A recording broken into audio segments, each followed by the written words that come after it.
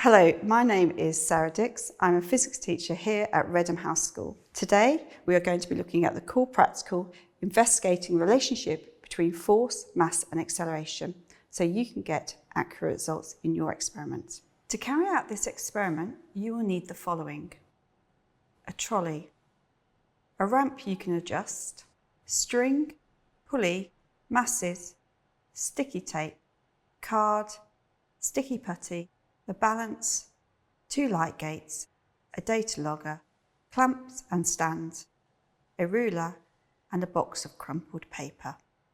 Firstly, pop up and adjust the slope of the ramp until the trolley just starts to move on its own at constant velocity. Doing this will help compensate and reduce the effects of friction. Next, you will need to measure the length of the card and record the length within your results table. Now fasten the card to the top of the trolley. Using the balance, now weigh the combined mass of the trolley and the card, then record this in your results table. Check that the pulley is securely fastened to the end of the ramp. Then put the trolley at the top of the ramp. You may find it helpful to put a small amount of sticky putty by the front wheels so that the trolley doesn't roll down. This will also act as a marker, ensuring that you start at the same place on the ramp each time. Now simply set up the 2 light gates, one near the top of the ramp and one near the bottom, making sure you adjust their positions so that the card on top of the trolley passes through each gate as it runs down the ramp. If you're unsure how to connect your light gates to the data logger, you might need to ask for some help from your teacher. Some schools may only have a data logger that can measure velocity only. If this is the case, you will need to use a stop clock to measure the time taken for the trolley to pass between the light gates. Now you are ready to add the mass to the string and then connect the string to the trolley.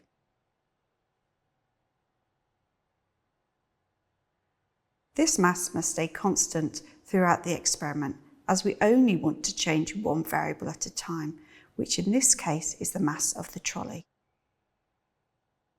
It's a good idea to move the putty to the side of the ramp, ensuring that you keep it in line with the front wheels. And now release the trolley. Now record the velocity of the trolley from the data logger as it passes through each light gate, and also write down the time it takes for the trolley to go from one light gate to the other. You will need to repeat this 2 more times, so you have 3 sets of results. You will now need to repeat the experiment several times, adding the additional mass to the trolley each time. Make sure you add all of your data into your results table, remembering to add the correct units to the headings. To work out the acceleration of the trolley, you need to use this equation. Acceleration is equal to change in velocity divided by time taken. As you repeated this experiment, you will need to calculate the mean acceleration for each set of results. Finally, you will need to draw a scatter graph of your results.